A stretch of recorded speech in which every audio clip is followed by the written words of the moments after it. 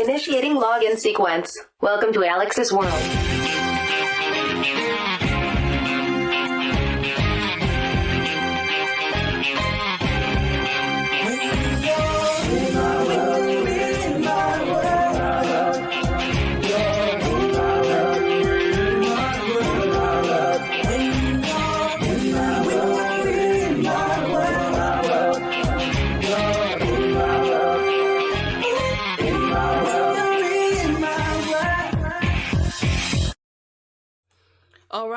Alright. Welcome to Alyx's world, a safe space for wrestling fans like you. We are live here on YouTube. I'm your host, Alyx, just Alyx. Yes. Your boy's back with the live reviews. I returned this past Wednesday for AEW Dynamite, or Blood and Guts. But I know most of y'all, some of y'all don't be watching my AEW reviews. I'm aware that a majority of my audience is WWE fans. Hey, wrestling's wrestling. I love wrestling no matter where it's from. Who gives it? This is how it is. So, we here to talk about Throwback. Did y'all hear that, by the way? The little thing. Got a notification from my friend. Sorry about that. A little Throwback edition of SmackDown, where essentially it really wasn't anything throwback worthy. It's just Fox, the channel, told them, hey, we're doing an old school edition of NASCAR on Sunday. We want you guys to help promote it by doing a throwback show. And WWE said, okay, sure.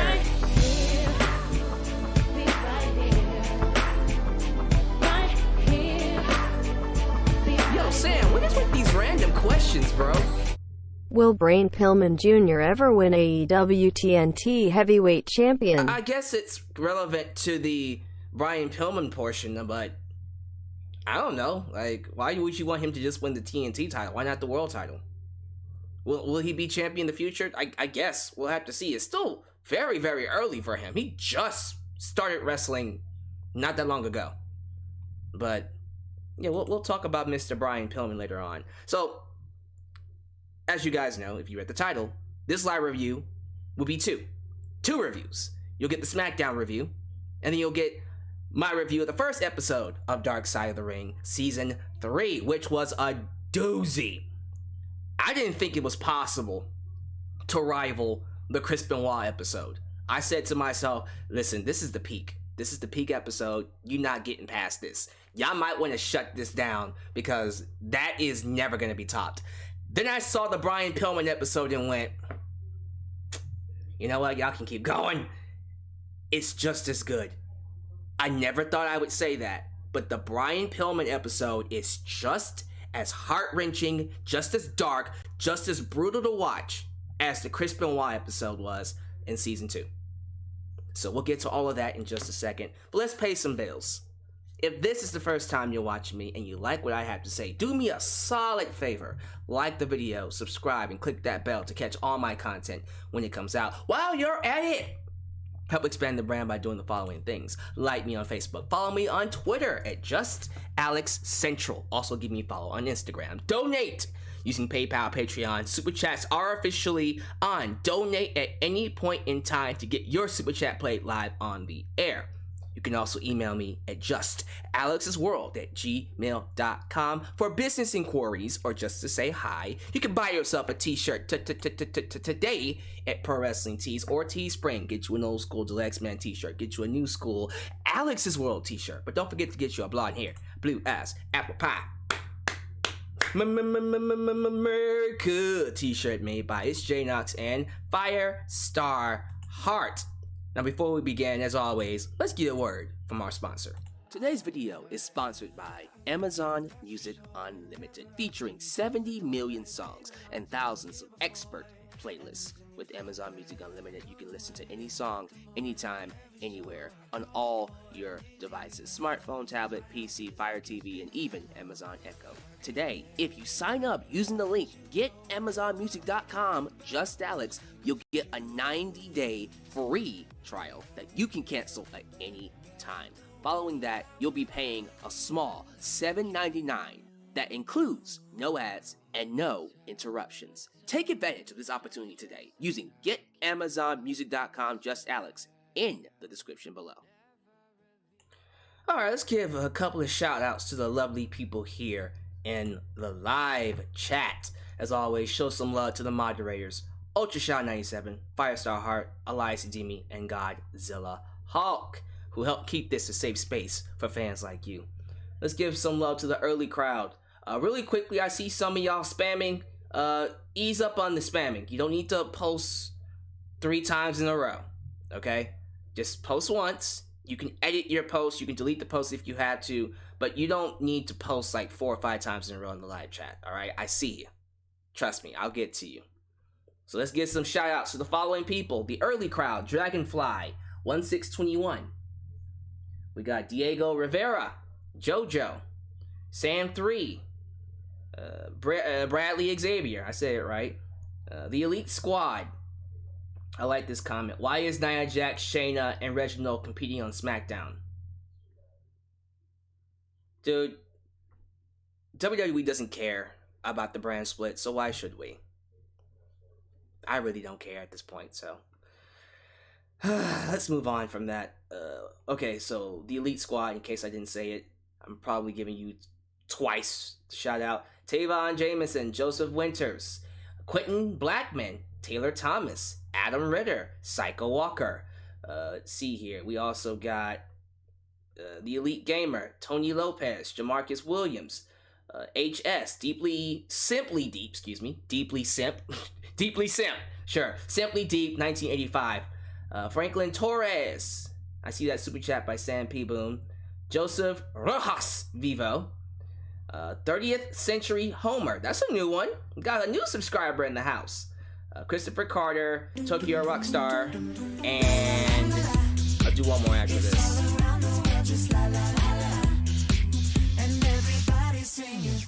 I enjoy tonight's SmackDown. Only Roman Reigns and both USO brothers I give beat tonight. SmackDown. Will you want to watch A&E biography Booker T on Sunday at 8 p.m.?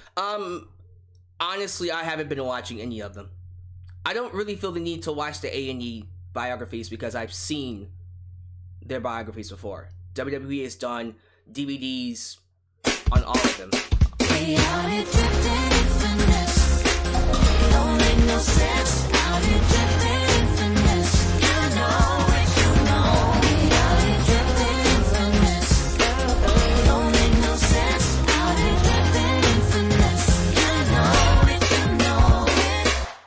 Just reminder who your daddy is. Just in case y'all forgot, winking face. The Super Chat champ, King Mike Tuds, letting y'all know why he is on top and you guys are inferior. So once again, thank y'all for being here. Thank you guys for making me a part of your day. I will always be grateful for you guys continuing to support me. And yes, I did want to mention that too. I am literally 200 subscribers. 200 subscribers away from 30,000. 200 subscribers. I think I can do it. I'm really close. Honestly, I probably would have hit 30,000 if I didn't take that break. I screwed myself over by taking that break. I'm back now. So now begins the road to 30,000 subscribers. I just need 200 more subscribers, and then I get to 30,000. So let's go. 30,000 subscribers. Let's get there. Just need 200 more. Alright, so I'm going to pause super chats for now. I'll turn them back on in the middle of my review. I'm going to quickly go through the SmackDown show. Not saying the show was bad. Matter of fact, I really enjoyed this episode. Throwback Smackdown, although very random and kind of pointless, didn't really need to do this, but Fox said, hey, we paying you $1 billion, do what we say. We own you now, WWE. We want you to do an old school show, back to them good old days.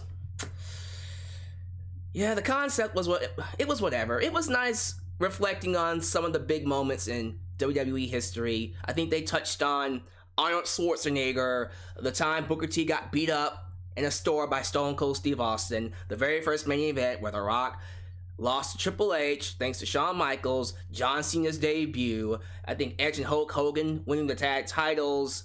Was there a Rey Mysterio moment in there? Whatever. Other moments. Those are nice. But all it did was remind me how much the product sucks now. Because it really does. It really does suck, and I'm sorry. The only things that were noteworthy about this show was everything having to do with Roman Reigns and the Usos. Jimmy Uso returned tonight, and instantly, he made the storyline even better. He took it to a new level. This is easily the best story going on in wrestling. Easily. Top of the bracket. I don't see any of the story coming close to this.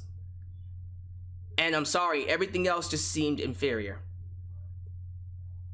Not saying the talent are terrible, it's just the booking. You can just tell they don't give a damn about anything else but the Roman Reigns storyline. Which is, it's understandable because it's the best thing they got. But you gotta make us care about this show. And it's not the talent's fault. The talents are great. It's just what they're giving is bad. I will say this. I can already tell that despite the, how I put this? Despite SmackDown not being as good as I know it can be, it's gotta be 10 times better than where Raw is. I know, just looking at the tweets, that Raw is a shit show.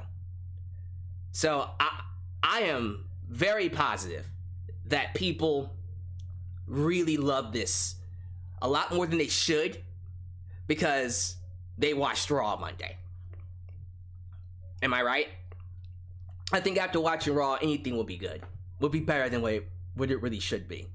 So I thought tonight's episode was good. We're going to break down some of the things that happened. Going to go into great detail about the Roman Reigns storyline because I loved what they did with the Jimmy Uso stuff. And then we'll go to the Brian Pillman review. So, where do I begin? Do I start off with Roman? I'm going to save him for last. Here's what we'll start off with. Cesaro. Cesaro took on Nathaniel Rollins. Seth Rollins, who, by the way, I'm still waiting on him to explain what the hell his gimmick is. I don't know what the hell he's doing anymore. Is he just himself? Is that what it is? I'm just being myself. I'm just being Seth Rollins. Okay.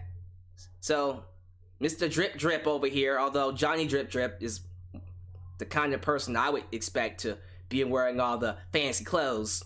Johnny Drip Drip. So, is it Sethi Drip Drip? Nathaniel Drip Drip? Nathaniel the Drip? I don't know. I'm getting caught up in all this craziness. Whatever his gimmick is, Rollins will always be one of the best wrestlers in the world. So, as much as I criticize him for not being able to work a character, and he can't because he's not very good at it, you can't touch him inside that ring. He's one of the best. And he proved it tonight, once again, against Cesaro. They had an awesome match. And you can just tell they love working with each other. The way Seth sells for Cesaro, the way Cesaro puts a little bit more pep in his step, does a little bit more reversals, does a little bit more athleticism, puts a lot more effort into his matches. You can tell he loves wrestling Seth Rollins. And as a result, we enjoy their matches.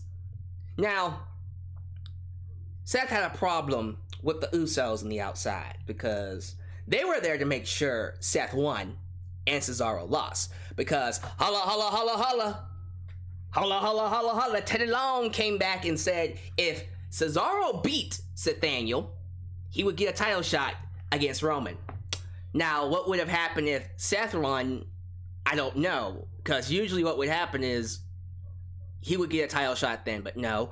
They basically said, well, if Seth won, congratulations, you get a pat on the back, which basically guaranteed that Cesaro was going to win the match. If you would have just said the winner of this match fights Roman at WrestleMania Backlash, it would have made it a lot more easier to invest. But the moment they said, if Cesaro wins, I'm like, okay, well, Cesaro's going to win. Still an awesome match. And I love that the Usos got involved because it played into the story later on. But it's apparently apparently it's the end of the feud between Cesaro and Rollins. Rollins is going to go on to do other things because it's over. Cesaro beat him not once but twice, I think. Was it twice or 3 times? I haven't been watching a lot of SmackDown. When I said I took a break, I took a break. So I'm assuming he beat him twice. And he's moving on to now face the Tribal Chief at WrestleMania Backlash in the main event. Finally, Cesaro is finally getting his just due. After 10 years of working with WWE, he is finally getting a one-on-one world title opportunity. Now, as a big Cesaro fan, you already know I'm rooting for him. And you already know how I feel about him getting his first opportunity. I've said it many times before. I said it. The day that Cesaro gets an opportunity, he needs to win. That being said, the way the story is set up, I don't know if he'll... I think he'll win, but he won't walk out with the title, if you know what I mean. We'll get into more about that during my preview next week for WrestleMania Backlash. But I'm very excited for that main event match. And the story as a whole. The rest of the card, and we'll get to the Roman and Uso stuff last, because I'm saving the best for last. The rest of the show was just whatever. Apparently, Rey Mysterio versus Dolph Ziggler was advertised. Then they did a bait and switch, where Dominic beat Dolph Ziggler. Dominic replaced Rey Mysterio and then beat Dolph Ziggler. Because, alright. They're having a tag team title match at the pay-per-view, so I'm assuming I'm assuming the Usos will be fighting the winners of this match, so the Mysterios are gonna win. That's an easy prediction. I know it's not even WrestleMania Backlash yet, and the preview is still next week, but still, I think it's an easy prediction. That one we can call from a mile away. They did a 10-man tag where the heels, Apollo and his heels, took on Big E and the babyfaces. That's essentially it. Okay, I'll name the people in the match. It's Sami Zayn, Apollo Crews, Baron Corbin, and then Alpha Academy taking on Big E, and then Kevin Owens, and then Street Profits, and then Shinsuke Nakamura. Apollo Crews and his team won. Because gotta give Apollo his victory over here. Yeah, so that was what it was. It was fun. It was fun for what it is. It's just didn't really stand out as something that was worth talking about after it was done. In other news, Kayla Braxton is single. Wait, y'all already knew that? Was I the only one that didn't know that Kayla was single? Now, I'm not just putting that out there because, just making an observation. Sorry. Where was I? Bianca Belair and Bayley had a very interesting segment. Bayley was doing a callback to all the greats in the women's division. Trish, Lita, Alundra Blaze. Why are they all of a sudden so obsessed with Alundra Blaze? Where did that come from? For so many years, for decades, they were just trashing that woman. Now all of a sudden, she is one of the pillars of the women's division. Okay. I like Alundra, trust me. It's just the way they just flipped on her all of a sudden, it's jarring. What the hell? But yeah, all the greats, even Molly Holly. And then Bianca comes out, he's all like, bitch, I will wreck your life. And then Bayley's all like, give me that ear. Grabbed her by her earring and then did the freaking snapmare driver and knocked out Bianca, which is basically telling you that Bianca's going to be her at WrestleMania Backlash, which makes the most sense because you gotta get a rematch between Sasha Banks and Bianca in the future, right? You know that's coming. Oh, Sasha and Bianca are gonna go all the way to SummerSlam. And they should, because their match at WrestleMania was excellent, and they should have a program. They deserve to have one. Do I want to talk about Tamina and Reginald? Did anybody really give a damn about Tamina and Reginald? Who asked for that?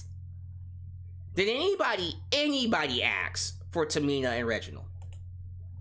Just very curious to know who the hell wanted to see that match.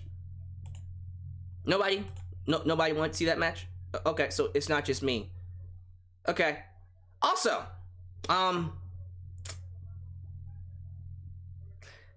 I'm not saying anything. I'm just noticing this. Why have the women's matches been noticeably shorter? Because tonight they had 2 women's matches. They had the match with Tamina and Reginald, and then they had Carmella versus Ruby Riott. Both of them were under 3 minutes. Under 3 minutes. So are we just going back to divas matches where they can't get more than 5 now? Have we regressed?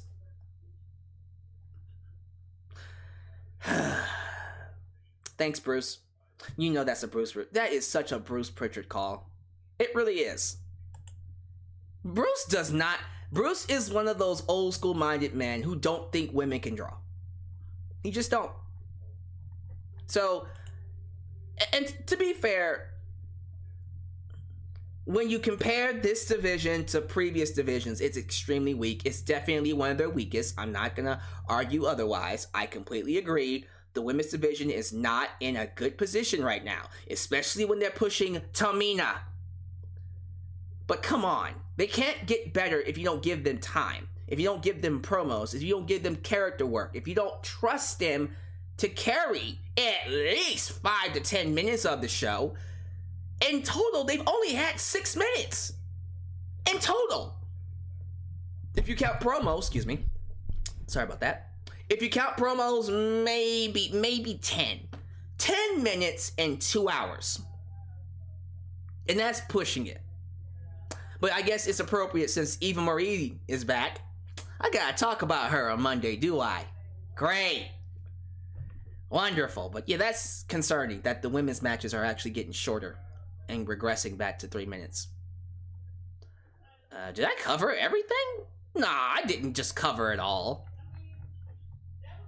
Okay, well, so Kayla is single. Okay, fine. We'll get to Roman Reigns and the Usos. So like I said, the best thing about this show was everything revolving around the Usos, Roman, and Cesaro. We opened up the show with a Paul Heyman 10-bell salute to Daniel Bryan, who is no longer with the company as of right now. I checked the reports. He still hasn't signed a contract, so he is no longer with WWE. He might join later on. He might come back. I've seen videos of people saying, why would they put him in the WrestleMania main event only for him to leave?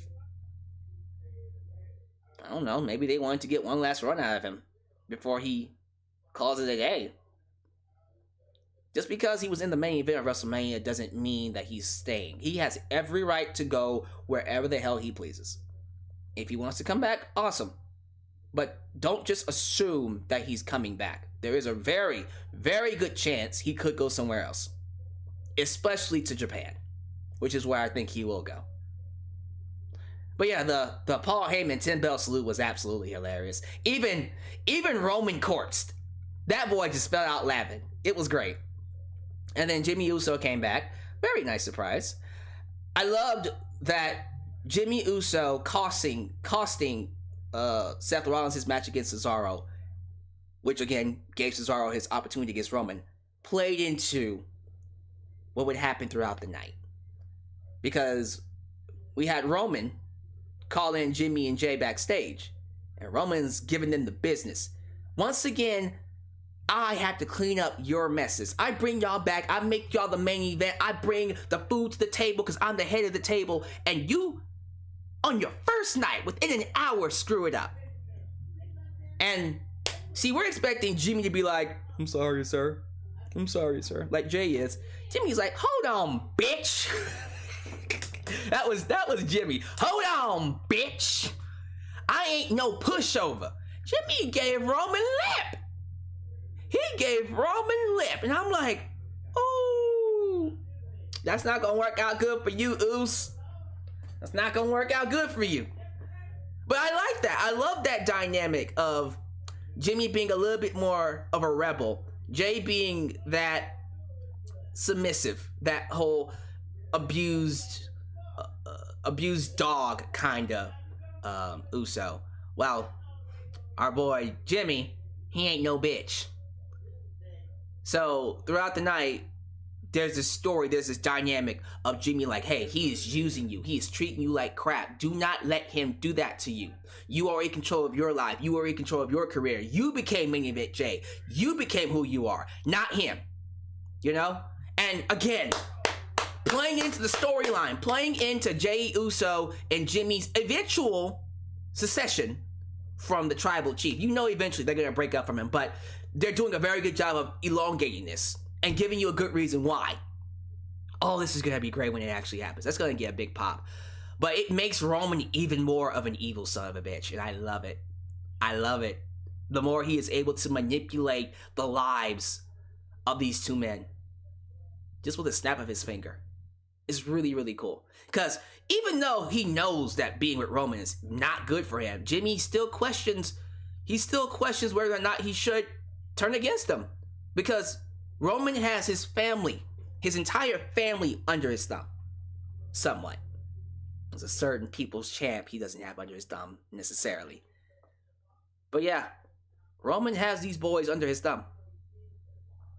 It's crazy. Crazy storytelling. I love it. I love it. But then you got what happened at the end. And by the way, they did tease the Usos going for the tag team titles, which again, fully expect the Mysterios to beat the Dirty Dogs, and then the Mysterios will fight the Usos, which should be great. Should be. We get to that main event, the last segment, if anything. And again, Jimmy Uso, who, by the way, brilliantly brought up the Hell in a Cell match between Roman and Jay, which, classic. One of the best stories that they have told inside the cell. I dare anybody to argue against me. That match, Hell in a Cell 2020, one of the best Hell in a Cell matches WWE has ever done. I will fight you on that. Beautiful, beautiful stuff. He brought it up and reminded us that Roman used Jimmy, used Jimmy Uso to make Jey Uso submit, and basically reminding you that, hey, Roman's an evil son of a bitch. You can't trust this guy. You can't trust Roman. You don't know what he's gonna do. You just don't know what he's capable of. You know what I mean? And even then, Roman reminds him, hey man, you still stuck in the past. Understand that I am the head of the table. I control your career. Whatever I say goes. If you don't fall in line and acknowledge me, I will excommunicate you from the family, and you will no longer be a Samoan. I am in charge of the Samoan dynasty. I am the Samoan dynasty. And so you see Jimmy just put his head down. He's like, ooh, I want to beat your ass. And then he walks out the ring. He goes to walk away. But then he's questioning himself like, God damn it. God damn it. God damn it. And then Jey Uso goes like, man, he goes out after him. Man, come on, man. You know what the right move is. Come on. Just do it. Just fall in line. This is what it is now. And then they're arguing. Then Cesaro hits the ring. And Cesaro is beating the piss out of Roman. Just beats him up. Jey Uso runs back. Although Jimmy tries to stop him. He's like, no, let him handle it. Let him handle it. Jey Uso breaks away. Goes after Cesaro. Cesaro takes his ass out. And then Jimmy, seeing his family getting beat up, knowing that it's not right, knowing that they're wrong, because he loves them, runs in to save them, and then he gets his ass kicked by Cesaro. Cesaro took out 3 people. He took out 3 people all at once. They ended the show with Cesaro looking dominant against the Samoan dynasty, or the bloodline. We'll call it the bloodline. I like that name. He looked so good against the bloodline. And the hype for that main event next Sunday is very well done. So, you know the match is going to be great. The hype is there. Well done. Well done. All parties involved. Easily the best thing about SmackDown. Loved what they did with the Usos. Good to have them back. I look forward to seeing what they'll do. Clearly, they're going to be tag team champs because they need to be, because bloodline. But, yeah, this is going to be a great match. This is going to be a great main event. I gotta watch Backlash for this. Or WrestleMania Backlash. Anybody else getting tired of saying that? WrestleMania Backlash? Let's get some super chats playing.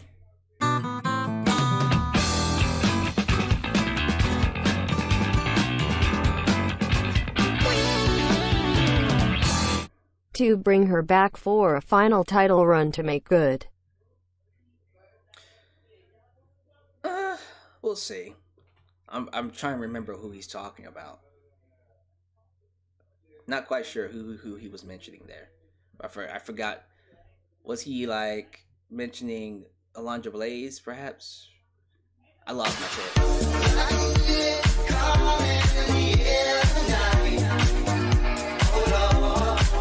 Oh, Eva Marie. I got you. Eva Marie. Bruce doesn't trust the women to draw or not get pregnant outside of the ring. But Bruce should trust them to draw because they have very good women. Bruce only trusts his women he can sleep with. I'm gonna say that again. Bruce only trusts women he can sleep with. Because he's a dirty dog.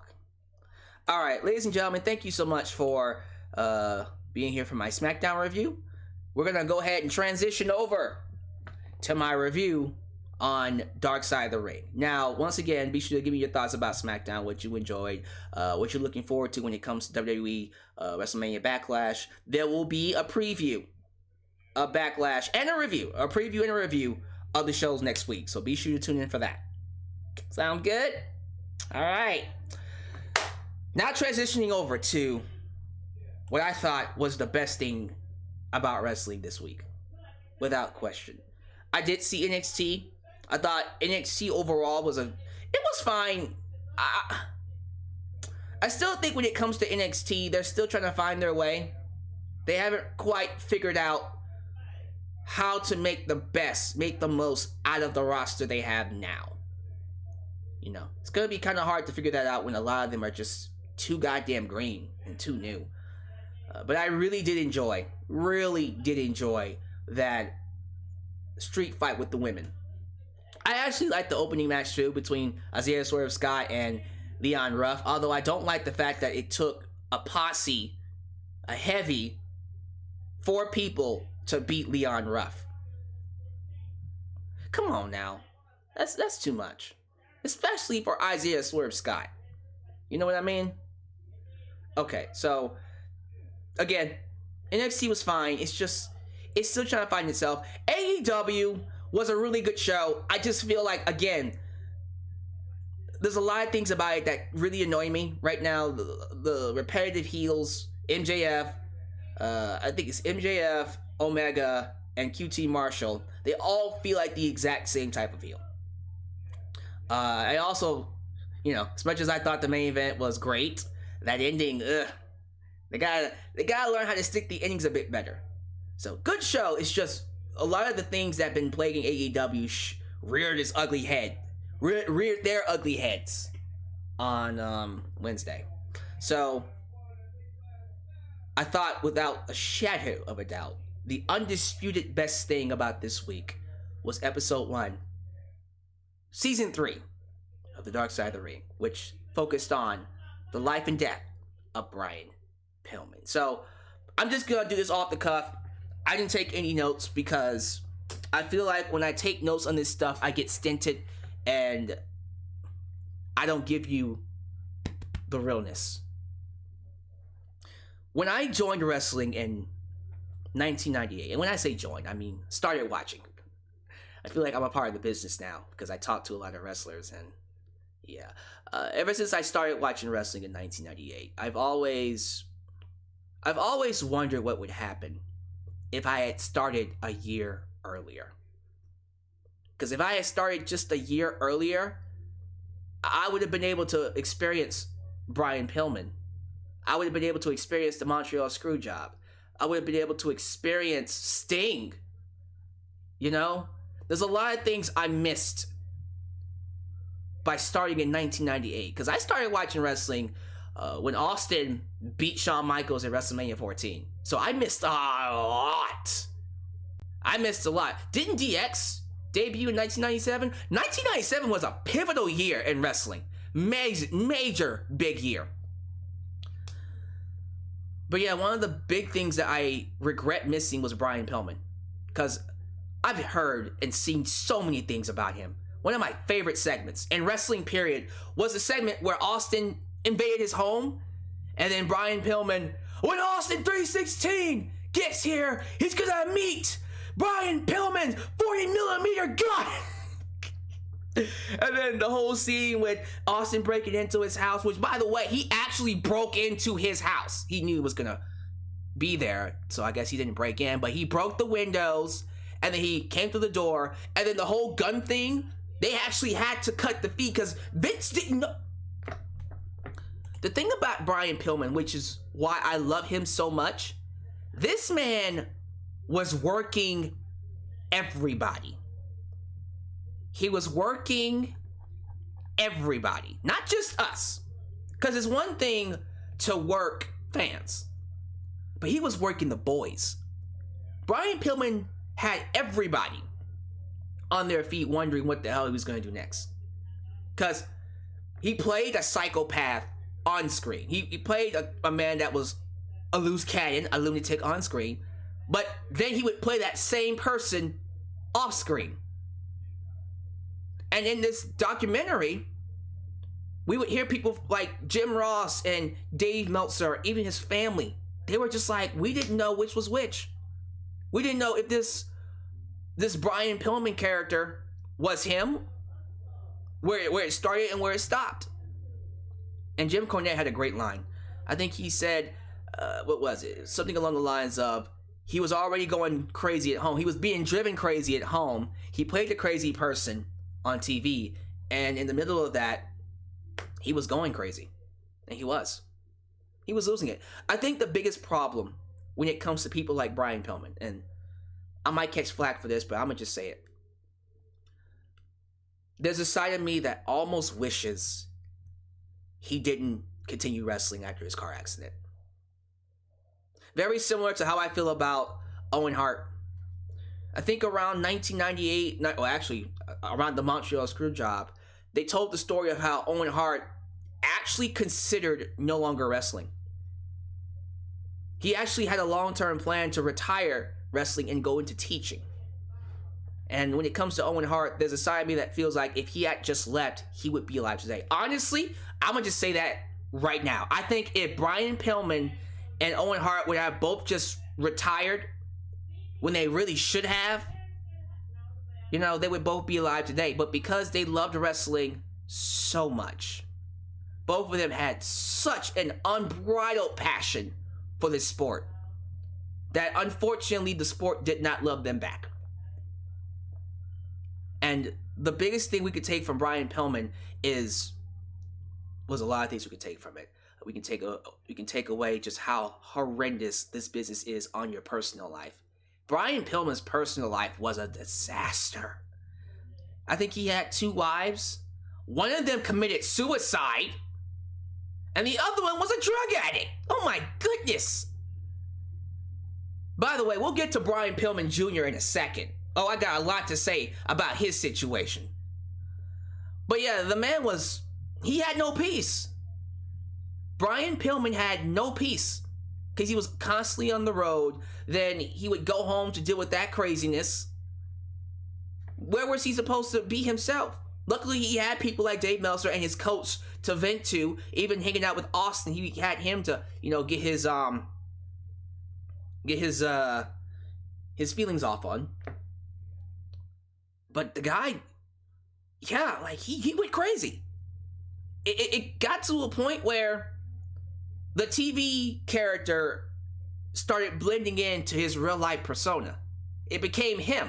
Because they talk about how he first, started the gimmick to get more money, to leverage himself as a top talent and make WWE and WCW fight over him. But because, again, he had no peace and he couldn't really find that common ground between, all right, this is who I am and this is my TV character, he lost himself. Next thing you know, the money that he's supposed to be saving up to take care of his family, take care of his kids that he's had with 3 different mothers, I believe. So yeah, 3 different mothers. He started spending it on himself. He spent $80,000 on a Hummer. Just because. No one knew why. He just spent $80,000 on a Hummer because.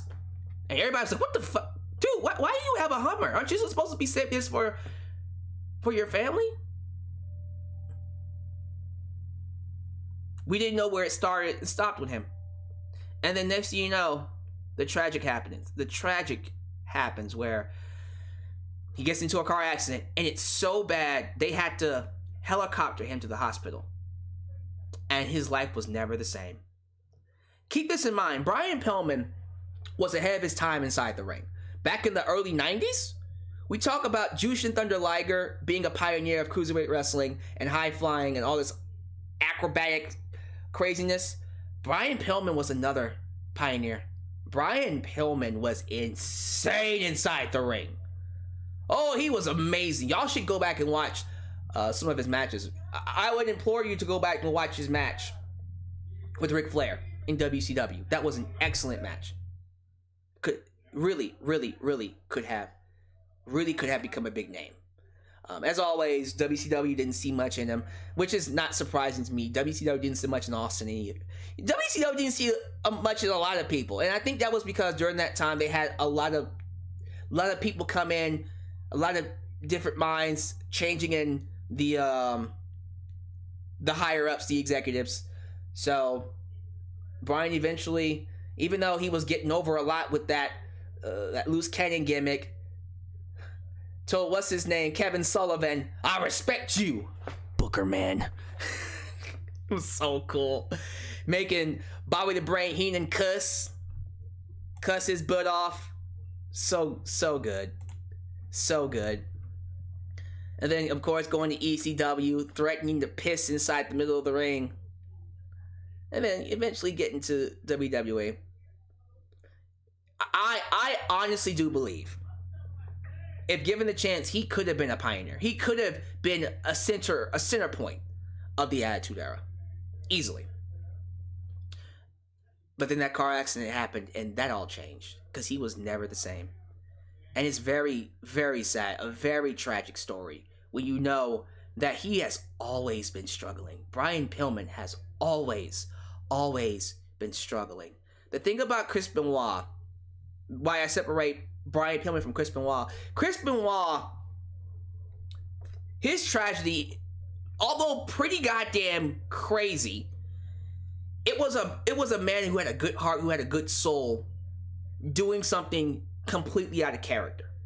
It was a man who started up here, who was on top of the world and had a massive descent. You know, Brian Pillman's story is another tragedy altogether. Brian Pillman was always struggling. From the day he was born, they had to do surgery on his throat because he had nodes growing on his vocal cords, and they had to scrape them consistently because they always kept on growing back. And that's why he had a raspy voice, because they were always doing surgery on his vocal cords. But he still managed to push through. The guy just struggled from a kid. From the day he was born, he struggled. But he always had this mindset, this idea that he would always overcome. He would always overcome. Whatever obstacle, he would overcome it. He would overcome it. He would overcome it. Eventually, life caught up to him. Life caught up to him, man. And that car accident was the one thing he just could not overcome. The car accident. God, man, it's sad. It is really sad. Because ever since he got that car accident, he was never the same. He couldn't wrestle the way he used to be, which forced him to overcompensate inside the ring and do crazy bumps. And because he was doing crazy bumps, Kurt Angle, just like Kurt Angle, started taking pills, painkillers, which led to other drugs. And they talk about how there were days where he was in so much pain, all he would do was just pop pills. Popping pills. Until the pain stopped. Next thing you know, actually it happened at Bad Blood 1997. The night they did the first ever Hell in the Cell. The night that Kane debuted. Brian Pillman died. In his bed. Drug overdose. Super sad. Super, super sad. And how old was he? Like 35? Oh, 30. 35! Come on, man! Was 35! He was young! Oh, man, that's sad. That's sad. And he didn't even get a chance to reach his potential. At least with Benoit reached the top of the mountain and then fell. Brian Pillman didn't even reach the top. So, yeah, this was sad. And it gets worse. Oh, we're not done yet. Oh, we're Brian Pillman's death caused a domino effect on other people's lives. I gotta talk about this really quickly. There was a part in the actual documentary. By the way, like the video. I see that we have close to 100 people in here. Well, we have 100 people now. I'm only at 50 likes. Like the video, y'all. Like the video. Give this video a like. But after Brian Pillman died, the very next night, Vince McMahon decided to use his death to pop a rating. I'm serious. What he did was, he had the widow, Melanie, the widow of Brian Pillman, come on the show to talk about Brian. And Melanie said she would do it on the condition that he would not ask about drugs, that he would not ask about the cause of Brian's death. So what did Vince McMahon do? He asked her about what caused Brian Pillman's death. He asked her about, do you think Brian and his obsession with drugs and pain pills led to his death? You're like, what is wrong with you? Why would you ask? That was so wrong. Listen, I don't like Melanie, and we'll get to why in a second, but that was not okay. Even for, what was that, 1997? Even for 1997, that was not okay. This was the 90s. Oh, dude. That's not cool. That was not, that was one of those instances where I go, Vince, my man, you have some humanity. And we have to remember that Vince McMahon is a millionaire. He has a different way of looking at life. He doesn't see life how we see it. And that's just how it's always going to be. You cannot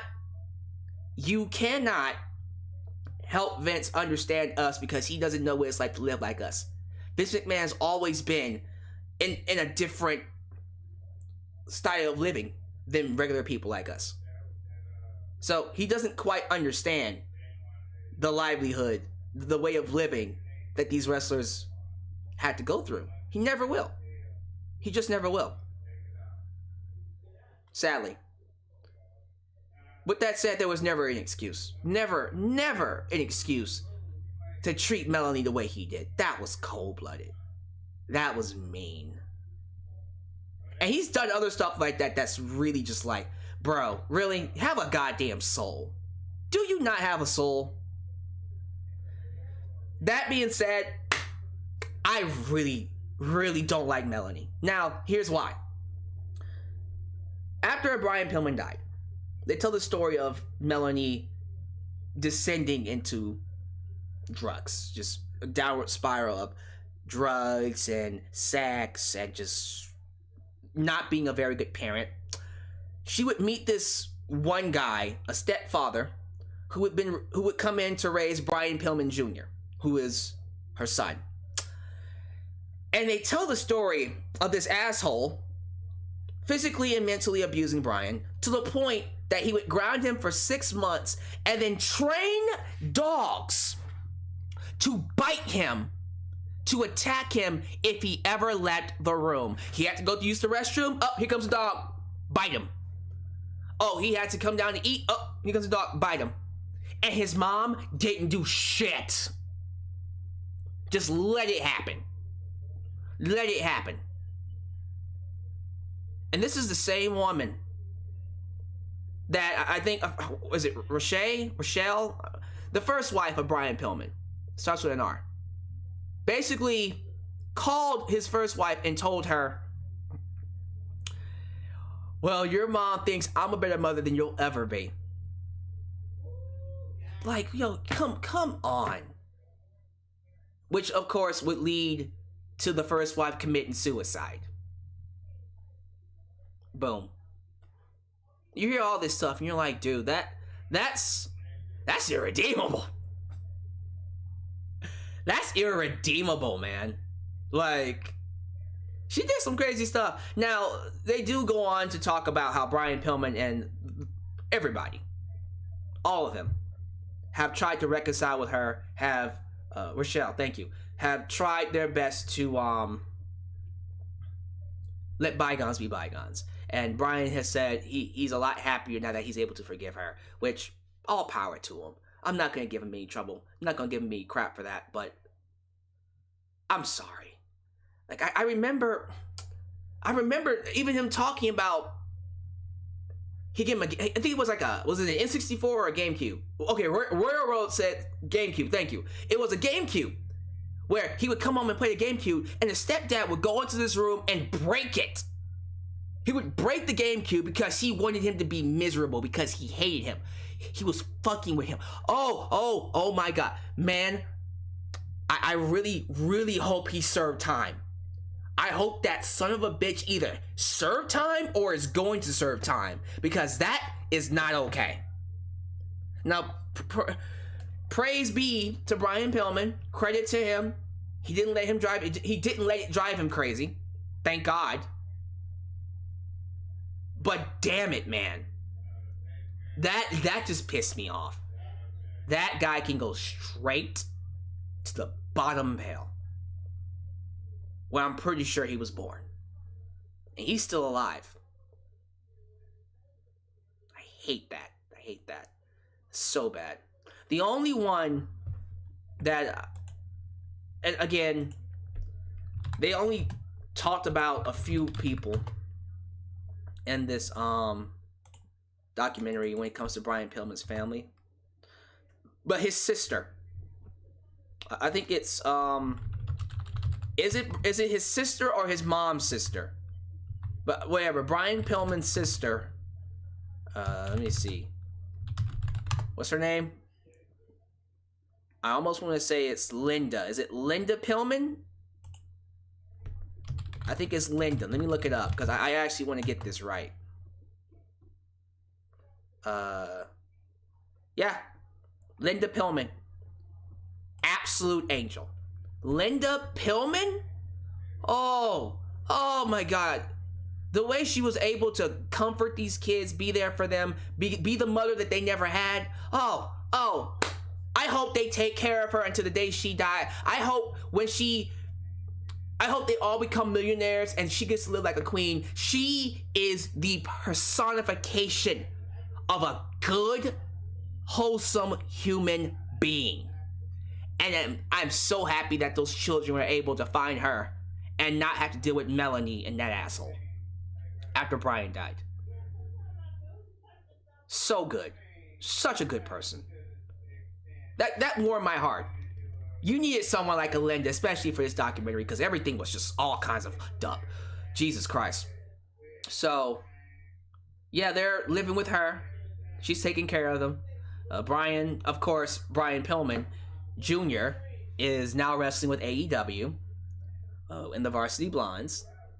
So I like how he's slowly integrating his father's legacy into his. Started off in the Indies, got to AEW, doing the Varsity Blondes. So eventually he's going to become a psychopath next. Can't wait for that. I'm joking, of course. I mean psychopath as a TV character, not in real life. Let's calm down. He has Jill to keep him grounded, so he'll be fine. But man, this easily is one of the best episodes, one of the best documentaries I've seen so far. It's up there. I don't know which one's better. Someone's gonna ask me, do I like Chris Benoit or Brian Pillman? Flip a coin. Flip a coin. I don't know which one to choose. Both of them are out of this world incredible. Incredible stories. By the way, the lineup for season 3?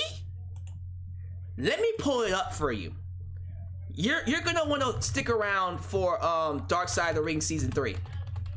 And based off of the lineup, oh man, by the way, I'm still very upset. I am still upset. Still upset we're not getting China. We were supposed to get China this season, but we don't have the rights to it. Anyways, here's what we're gonna do. I'm gonna actually pull up the lineup. I'm just gonna name them. I think the next one is which episode is next? I'm trying to remember. Is it? Oh man, which episode is next? Is it Nick Gage? It's not Nick Gage. Who the hell? Okay. Episode list. Thank you. I was gonna say Nick Cage. Ain't no goddamn Nick Cage. Oh, Nick Gage. I was right. Nick Gage. Nick Gage, The Ultimate Warrior, The Collision in Korea. That one's new. The Plane Ride from Hell, Dynamite Kid, Grizzly Smith, Luna Vachon, XPW, Chris Canyon, and the story of FMW. I have no idea about that. Also, the big one, the one I'm really looking forward to, is the one on the steroid trial. Steroid trial. That one's gonna be crazy. This is gonna be a great season. I'm okay. So the ones I'm looking forward to: the Plane Ride from Hell, the steroid trial. I gotta look at the Nick Gage one. That one's next week. I hear that one's gonna be absolutely insane. The Collision in Korea sounds interesting, and then of course, Luna Vachon and Chris Canyon. The Chris Canyon one, ooh, that one's gonna hit hard. Imagine if they had done China too. Ooh. Oh man. Apparently Nick Gage is gonna have John Moxley on it as well. Oh wow, it's gonna be nuts. So give me your thoughts, y'all. Give me your thoughts about the Brian Pillman story. How y'all feel about his legacy, about all of that. And with that said, I'm gonna spend the next 15 minutes talking to the live chat. So we're now going to the post hangout. We're gonna play super chats, and then we're just gonna read some comments.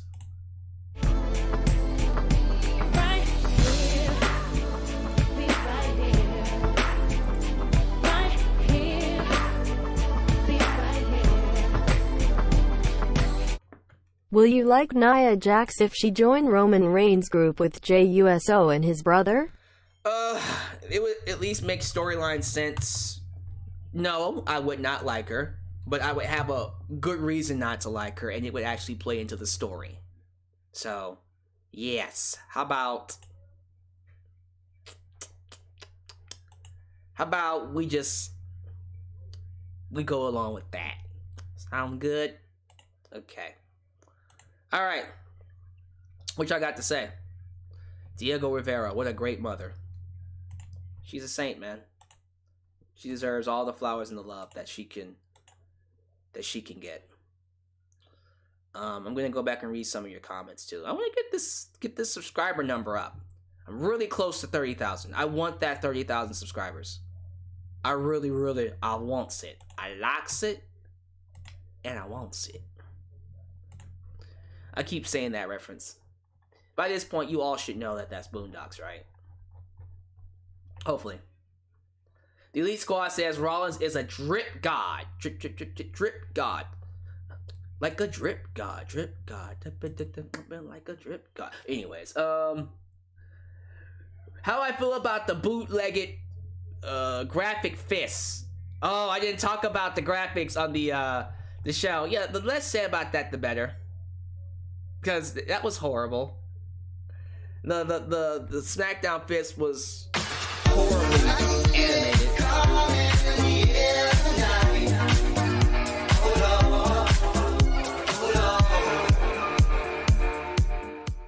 This was good. They went over stuff WWE didn't do in their Pillman documentary.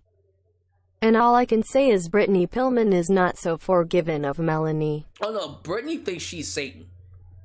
Because it was Melanie's words that made Brittany's mom kill herself. So I don't think she'll ever forgive her. And she has every right not to forgive her. And Melanie knows that. Melanie is very aware of what she did and why she will never be forgiven. It is what it is.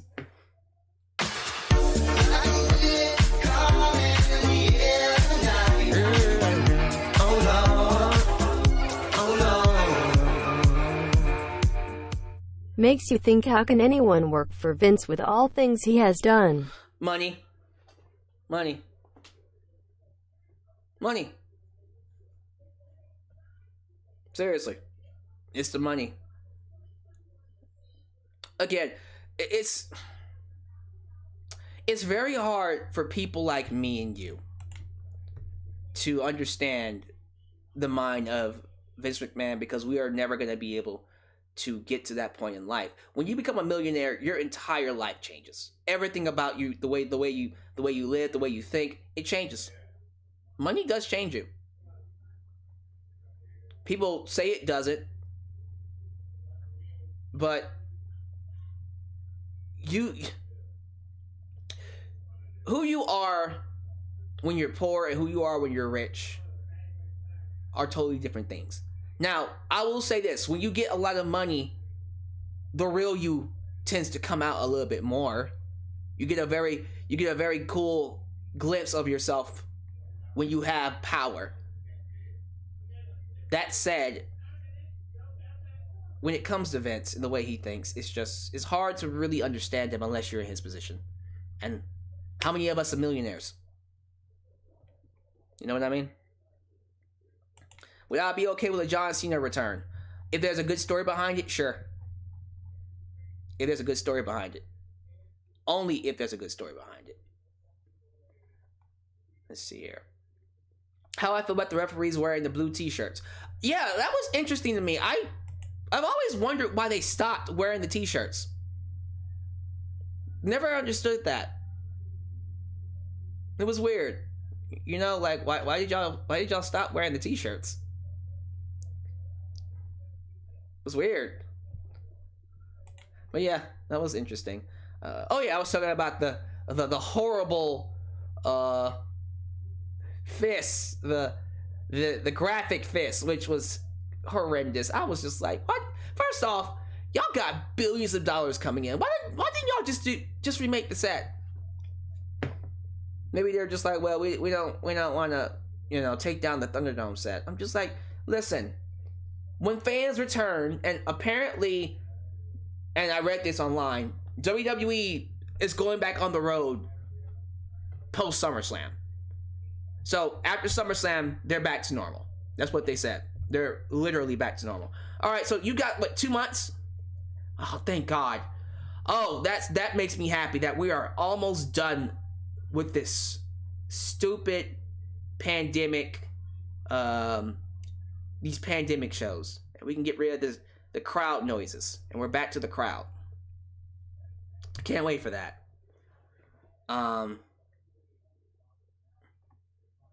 But yeah,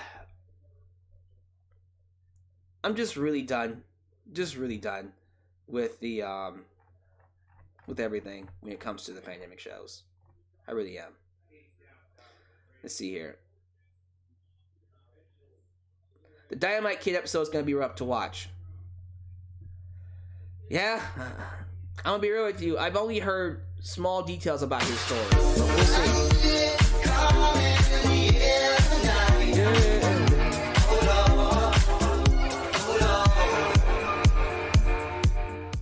And Melanie, physical change over the past 24 years is night and day.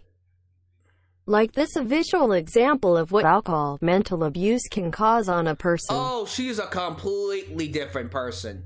Life beat her the fuck up. Life beat her the absolute hell up. It's crazy. Firestar Heart, there's also a thing with us content creators too. Difference is not all content creators are just in it for the money. There's some out there who legit enjoy, which I think I can say we here enjoy. Yeah, they enjoy what they do. They enjoy what they do. BW Rosa, I was introduced to the WCW Light Heavyweight title by Brian Pillman. Oh yeah, I forgot about that. Did he? Wasn't he the pioneer of that? That's pretty cool. Let's see what y'all are saying about Pillman here. Hold on, Tavon Jameson. Eva Marie is back. She might as well win either Raw or SmackDown Women's Championship. The only way this works is if you make her a heel and have her fight women that are good in the ring. Oh Lord, don't do that. Don't have her. What, you're gonna have her get the title over Charlotte and then have wait? So you're gonna have Eva Marie win the title and then have Charlotte beat her for it? Because that's where it goes if she wins the title. I hope you realize that. I'm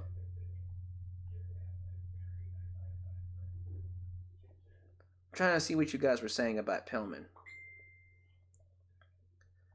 Tony Lopez says Jim Ross feels like shit for snitching on Pillman. Jim Ross did exactly what he had to do because Pillman was on drugs. Guys, Pillman was in rough shape, very bad shape, and Jim did what he had to do. He did what he had to do to stop him from potentially killing himself.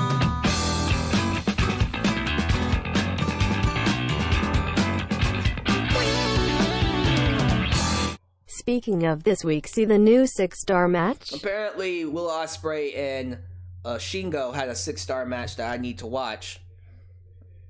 We'll see. We'll check it out later. Davon Miller. I honestly hate when WWE does retro anything due to they do not get the small details right. It's just a set referee and announcers, that's it. I think the wrestlers should go back to an old gimmick. Yeah, they should rehash some old gimmicks. That would have been nice.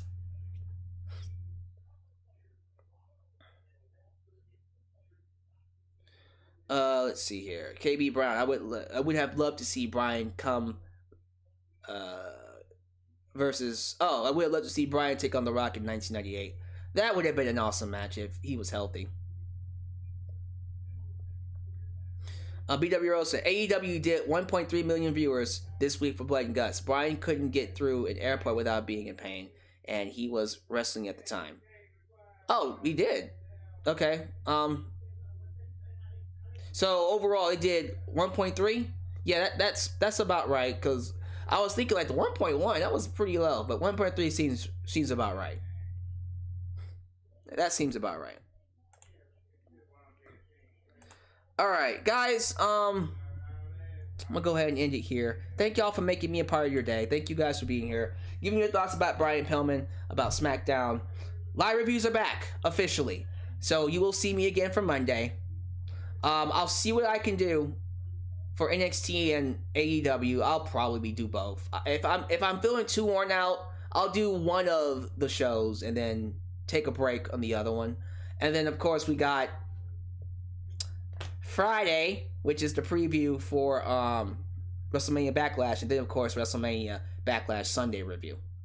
So be sure you tune in for all this lovely wrestling. I'll catch you guys next time right here in Alyx's World. Like the video, subscribe, click the bell. See you guys later. Peace.